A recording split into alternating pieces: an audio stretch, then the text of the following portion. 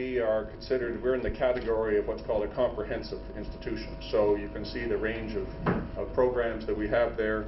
It's literally everything from A to Z. Our business faculty is the largest in Canada amongst colleges. We have a great animation program. In fact, it's the only animation program in the country, I think probably in North America, that's won an Oscar. We're very proud of that for our animation school. So that's our list of programs. Of course, we're delighted in the context of our partnership with COEP and the IITAC to have a terrific engineering practice as well. Our aviation school is one that we moved to Peterborough because of the closure of an airport.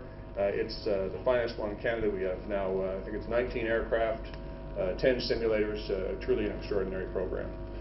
I talked about our campuses. Here are our four main campuses. I'll start with our biggest one, which is the home campus, Newnham campus.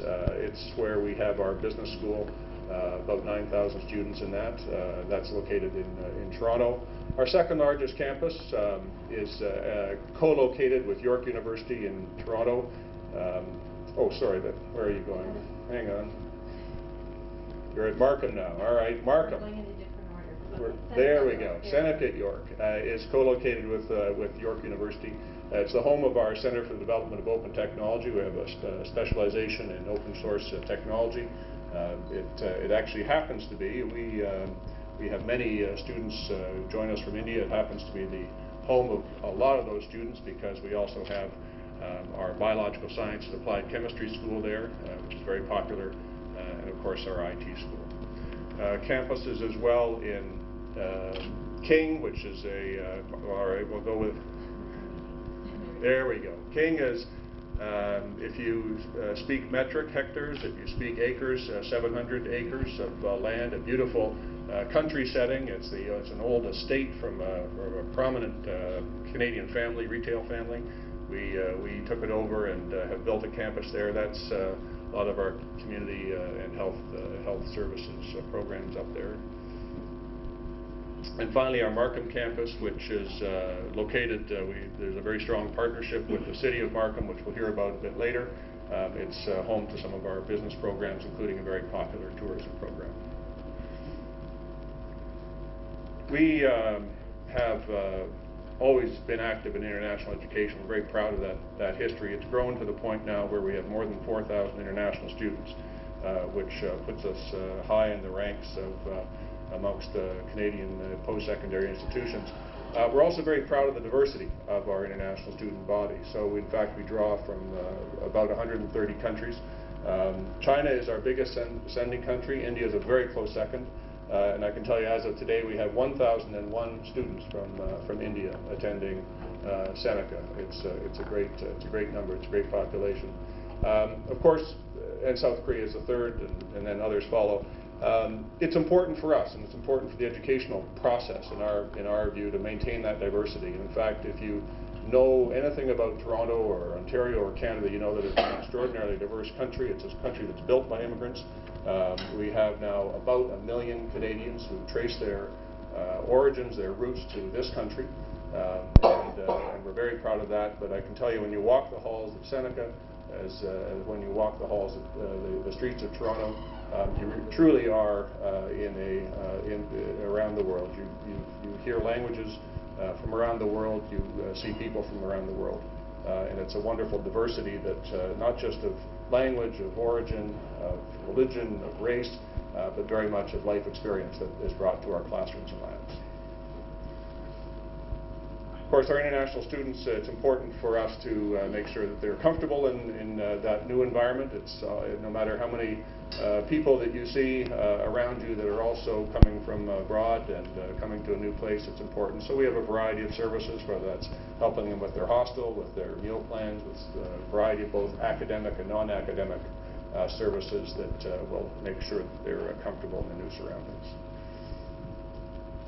Applied research is very important to us, and we're very proud of some of our accomplishments in that area, including being awarded one of the first industrial research chairs by our federal government in our study of open source. But for us, it's very important, and I know, again, we share this belief with COEP, that when we talk about applied research, it's involving students, because it's part of the learning experience. In fact, our very strong emphasis on experiential learning, actually doing it, not just reading about it or talking about it, but actually doing it, applied research is a fundamental part of that. Our specialization, in a sense, is working with small and medium-sized enterprises. So when we talk about, sort of what's at the heart of our genetics, our DNA, as it were, as an institution, a few things. Cross-disciplinary. And this is very germane to what we're really talking about today, where you look at something like engineering and you look at something like entrepreneurship, and you realize that the two belong together. They didn't always in people's minds, but I think all of us now see that the importance of cross-disciplinary learning, getting students out of their comfort zone and their kind of vertical of study to understand a broader set of, and to pick up a broader set of skills is very important. I talked about the importance of experience-based learning or work-integrated learning. About 2/3 of our programs have a co-op or an internship or a placement opportunity. We're going to take that to 100% over the next few years.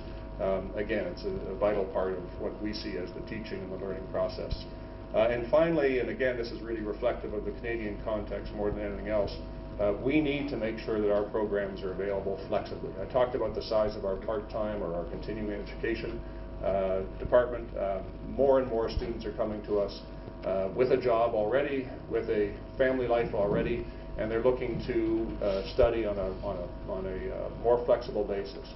So instead of asking the students to come to us on our schedule, we're, I think, understanding more and more that we need to meet them where they need to be met. As well, and I talked about this earlier, that our partnerships are very important to us. We have some terrific partnerships that I'll talk about in a second with universities as well as colleges to make sure that both students are coming to us and going on from us to the educational opportunities of their choosing. One of the important, and this really brings me to the purpose of my visit to India, one of the most important things for us is that we have rich and mutually beneficial international partnerships. Yes, involving student and faculty exchange, absolutely looking at applied research partnerships, but also very much down the road, in some cases, joint programs where our students can actually, we can build together a joint curriculum and the students can study in both countries and benefit from that. In India, we have several partnerships. Of course, it would be appropriate to start with the two that are represented on the stage here, the College of Engineering, Pune, which we're just delighted to be here today to talk about the kind of strengthening and deepening of that partnership that we're undertaking. We're signing today the letter of intent with the Indian Institutes of Technology, the IIT Alumni Association of Canada. Professor Renati will talk in more detail about that, but it's, of course, I don't have to tell this audience the power of the IIT alumni and what they've meant to not just to this country, but to every country around the world, very much so in Canada. So we're just delighted to be able to tap into that enormous well of expertise and experience. The government of Gujarat, we signed when I was at the Vibrant Gujarat years ago, we signed an agreement with the government of Gujarat. You know, it's a government that takes post-secondary education, educational opportunities very, very seriously for its citizens. The Mangalam Group in Kerala, an interesting joint program in software development, in our software development degree. PDPU in Gujarat is another partner institution, and just on this trip, we signed an MOU to build a joint credential with ENPI Business School in Delhi. Just talk about some of our programs. I've talked already about what we call CDOT, or the Center for the Development of Open Technology. We've had some wonderful partnerships with organizations like Mozilla and Red Hat and IBM as we've built out our expertise and, of course, our students' expertise in open source software. We have a unique interdisciplinary studies degree that allows students who have previously studied at the undergraduate diploma level to come back and wrap around a degree around their field of study. We have talked about our animation program, which is award-winning, and we have a growing number of graduate certificates that are appealing very much, again, both in the Canadian and increasingly in the international context, to a university graduate crowd that says, I've got a great education, I spent 3-4 years at school, but I can't get a job because I don't actually have any skills that employers recognize, as smart as I am and as well as I did. And so these are very focused, career-based programs running for 8 months to 12 months, sometimes with a co-op option, which is a terrific way for our students, of course, to be introduced to that work world. And that's a growing field of importance to us. We have talked about our aviation campus. We have the only aviation technology degree in Canada. It's a terrific program. In fact, we're working now with our Air Force, where we are teaching recruited pilots, the academics, the Air Force is teaching them the flying, as well as our own students to a 4-year degree in aviation. We have unique liberal arts and soon science-based program transfer agreements with both U of T and York University. Just a couple of thoughts from me and it's really, I think, germane to the whole topic of introducing a very strong element of entrepreneurship into engineering and virtually every other course. I mean, I think we're coming to the point now where there'll be an element of business in almost every course that we offer, whether it's nursing, whether it's animation, or something as fundamental as engineering and science programs. We really are, I think, at a point where countries around the world, certainly India with its skills development agenda, is taking a fresh look at what that term means, and understanding that with the way technology has developed, the way that the economy has evolved, that word vocational doesn't necessarily mean kind of basic trades, but it means it's an important set of skills that is needed by the economy if economies are going to continue to grow and provide the prosperity that our societies need. It's also the case that employers, and certainly every employer I talk to, is saying, you know, we really expect you to be providing the skills. In fact, we'd expect every post-secondary institution to provide the kind of the narrow skills and training. What we're really looking for is that kind of the complete package, the breadth skills, the critical thinking, the problem solving. So it's as important to develop those in our students of today and the future as it is the absolute basic technical skills. And let's face it, with the way that jobs are changing, occupations are changing, youth of today are in for lifelong learning.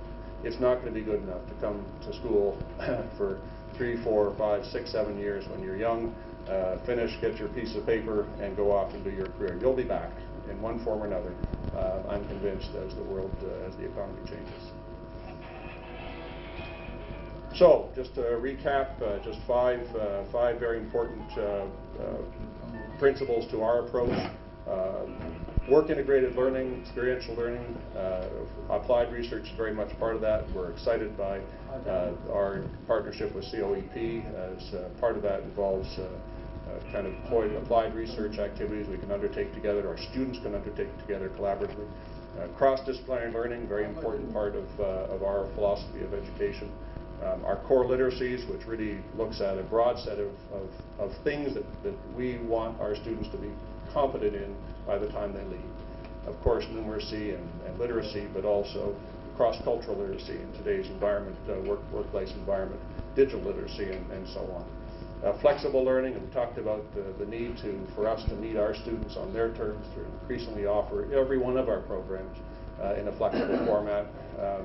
And finally, and really again, the reason I'm here, the internationalization agenda. Part of that for me is making sure that we get our students from Canada out of their comfort zone, out of their seats, into the world. We're an extraordinarily globalized city and country and province, but you can't just read about it or hear about it. You actually have to see it for your own eyes and experience it. So that's a very important part of this. Our future depends on immigrants, and the Canadian government is very aware of that, in fact, has built policies that are extraordinarily favorable, particularly to young, educated people. Without getting into all the rules, the basic rules are, if you're taking a one-year course and you completely successfully complete it, you get a one-year work visa. If you take a 2 or 3 or a 4-year course, you get a 3-year work visa. And there's certainly very much a fast-track visa process today to Canada, and a real priority put on young, educated people who want to stay in Canada and become a citizen down the road. So just offer that up as information for you. So with that, let me thank you for your attention. Our new sort of tagline, our marketing campaigns is because it matters. It's basically a sign of respect to our students. We understand that education is really important and it matters, and we take that choice seriously and treat it with respect. So thank you for your attention.